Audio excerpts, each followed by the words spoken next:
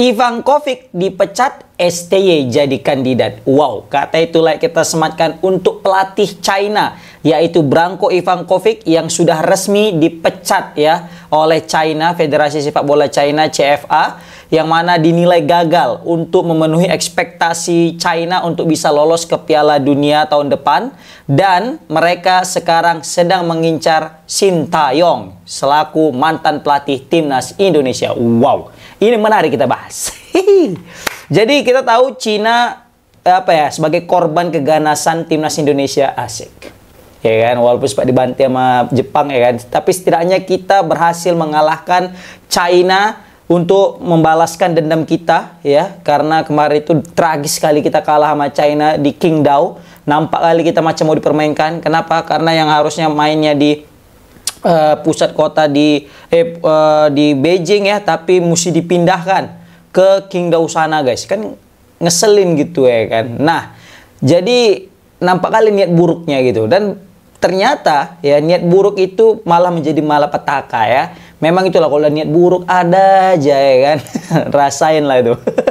Nah, jadi Branko Ivankovic ini resmi dipecat gara-gara kalah saing sama Indonesia, Arab Saudi, Jepang, dan Australia di grup. Memang di grup ini, grup ketiga ya, grup C ini maut cuy, serius. Awak pun ngeri-ngeri sedap kemarin tuh waktu pembagian grupnya kan. Bukan apa-apa, udah Jepang, Australia, Arab Saudi. Udahlah, pasti mereka bertiga tuh. Otomatis paling incaran kita peringkat 4 lah gitu kan. Terbukti kita bisa mengalahkan Bahrain dan China di peringkat 4 ya kan. Nah, sekarang China kayaknya frustasi karena mereka ini sering udah ganti pelatih gitu kan. Nah, ditengoknya Branko Ivankovic juga nggak memberikan hasil. Kayaknya sama aja pun ini kayak Branko Ivankovic nih. Nggak ada mantap-mantapnya gitu kan. Dan jelas aja kan, mereka cuma bisa meraih 3 kemenangan ya dari 10 laga. Praktis 3 kemenangannya itu dia dapat melalui Indonesia ya, main di Qingdao kemarin. Bahrain. Nah, ini hebat Cina ini pas lawan Bahrain. Kenapa? Mau kandang, mau tandang menang terus. Kan Cina ini. Tapi sisanya setelah itu kena bantai. Apalagi Jepang juga ngebantai kan. Jadi Indonesia sama Cina ini sebenarnya 11-12-nya ini ya kan. Kebantai sama Jepang di kandang dan ditandang. Oke. Nah, di sini kita akan mau bahas tidak hanya pelatih China ini, tapi kita mau bahas juga Sintayong yang akan menjadi kandidat pelatihnya guys. Nah, sebelum ke Sintayong kita bahas dulu pelatihnya ini. Jadi pelatihnya ini sebenarnya penuh kontroversi sebenarnya di China. Sama kayaknya Sintayong juga penuh kontroversi. Tapi kontroversi Sintayong ini berbuah hasil. Sedangkan Branko Ivankovic ini pelatih China kontroversi tapi nggak ada hasil. Makanya wassalam nasib kau ini kan gitu. Tapi tunggu. Sintayong kontroversi ada hasil dipecat. Branko Ivankovic kontroversi nggak ada hasil dipecat. Jadi sama-sama dipecat nih ini. Udah tenang-tenang, aku nggak mau manas-manas sampai sana ya. Kita bahas lagi, lanjut aja lah.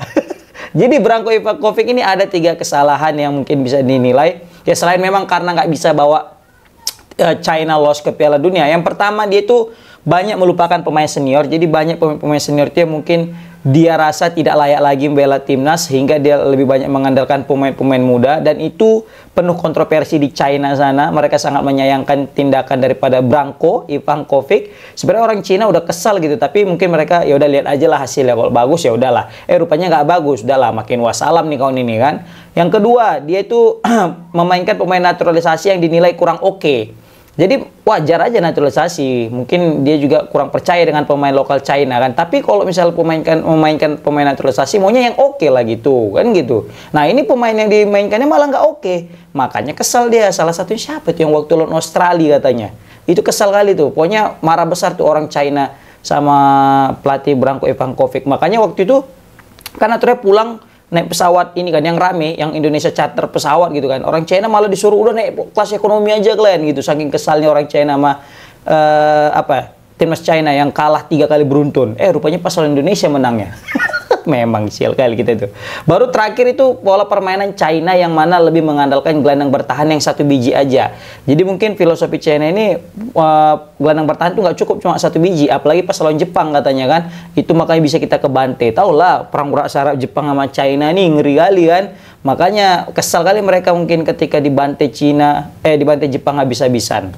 Nah, Oke, di situ pelatih China, kan? Nah, kita masuk ke momen STY. Jadi kita tahu ini orang ini karena udah sering ganti pelatih, mereka udah berpikir, waduh ini nggak iya nih kalau kayak gini aja. Sebenarnya mereka udah ada ini calon pelatihnya. Pelatihnya itu ya pasti asistennya dulu lah, ya kan. Tapi kan itu cuma sebentar. Nah, sedangkan mereka ada Piala Asia Timur ya, kalau nggak salah namanya itu ya. Correct me if I'm wrong. Nah, jadi mereka butuh pelatih yang jangka panjang. Yang dalam artian tidak lagi mau cepat, waduh gitu dipecat. Nggak ada hasil pecat, nggak ada hasil pecat. Nah, mereka pengen jangka panjang, mereka siap menunggu namanya proses. Dan setelah mereka lihat-lihat, kayaknya Sintayong itu adalah orang yang tepat. Kenapa? Karena kebetulan mereka sudah melihat bagaimana track record Sintayong yang dinilai cukup sukses dalam membawa timnas Indonesia ke dalam membawa timnas Indonesia menuju yang lebih baik lah gitu. Kita tahu ranking Indonesia itu jauh terjun bebas ya di zamannya Simon. Kemudian masuk Sintayong, pelan tapi pasti merangkak naik, guys. Dan yang mana Indonesia belum pernah ya masuk ke round 4, masuk ke round 3, tapi Indonesia udah pernah masuk ke round 3 dan sebenarnya bisa punya peluang untuk buat ke round 4, tapi sayang sekali dipecat. Padahal kita nggak pernah menang lawan Arab Saudi dan kita berhasil menang lawan Arab Saudi. Padahal kita kemarin itu dibantai 10-0 sama Bahrain, kali ini kita bisa merepotkan Bahrain 2-2 sama, bahkan hampir menang. Dan sebelumnya kita sangat sulit untuk mendapatkan hasil seri dengan Australia, kita berhasil seri. Dan kita jarang itu bisa seri sama Arab Saudi di kandang Arab Saudi, tapi kita bisa seri.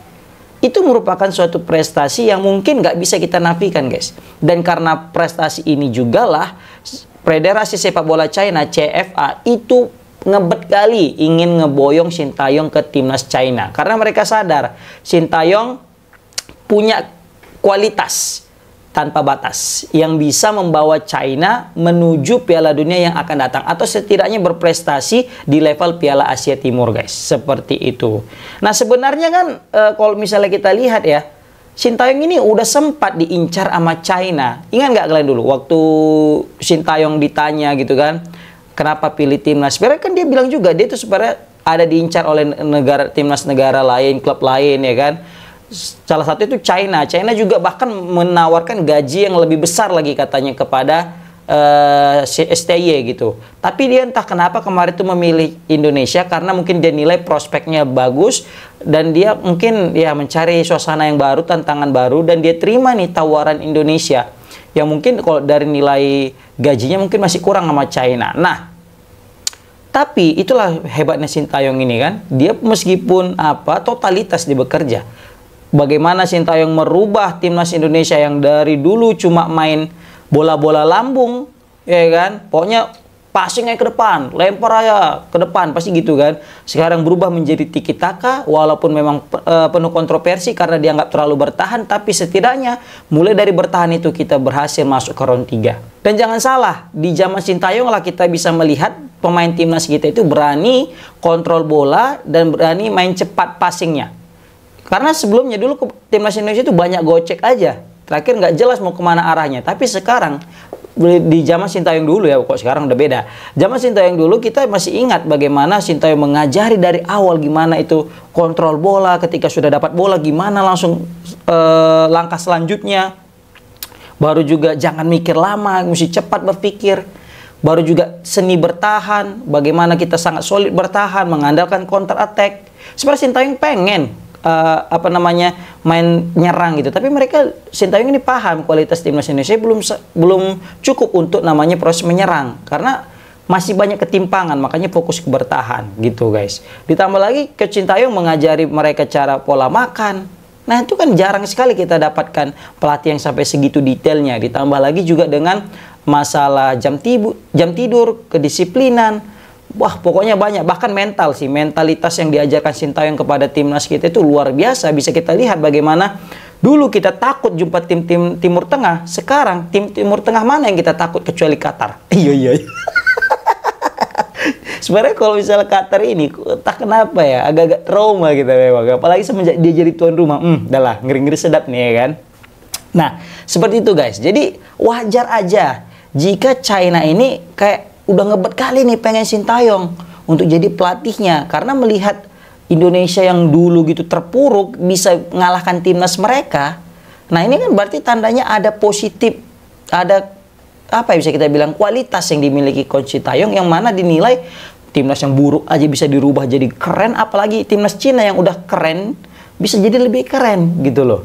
Kan? Nah, makanya Cina dulu mungkin kesal juga sih mungkin ya, kenapa nggak bisa meyakinkan Sintayong untuk bela timnas China. Seperti itu guys. Tapi ini masih belum ada konfirmasi langsung daripada Sintayong, apakah Coach Sintayong ini bakal menerima pinangan daripada timnas China atau enggak. Karena kita tahu juga Coach Sintayong ini menjabat sebagai wakil ketua PSSI-nya Korea kalau nggak salah kan, Korea Selatan ya. Dan ini dia juga kayaknya lagi sibuk dengan ada beberapa kegiatan, ditambah lagi juga dia sempat sakit, jadi mungkin ya fokus kepada pemulihan. Tapi entah kenapa aku mikir nih, tapi kalau misalnya kalian mikir yang sama apa enggak, kayaknya Sintayong ini nggak akan terima, tapi dia kayaknya bakal tetap free sembari menunggu pelatih timnas Indonesia kosong dan bakal dia lagi jadi pelatih timnas. Kenapa aku bisa mikir gitu? Kayaknya dia tuh udah ada chemistry kali lah dengan Indonesia gitu loh, serius. Entah aku aja mikir gitu, entah kalian juga mikir gitu, bisa komen di kolom komentar sehingga kita bisa tahu gimana sih, entah samanya kita ya kan. Oke guys, komen di kolom komentar gimana pendapat kalian tentang timnas China yang mencat melatihnya dan niat merekrut Sintayong sebagai pelatih mereka. Komen di kolom komentar. Assalamualaikum warahmatullahi wabarakatuh.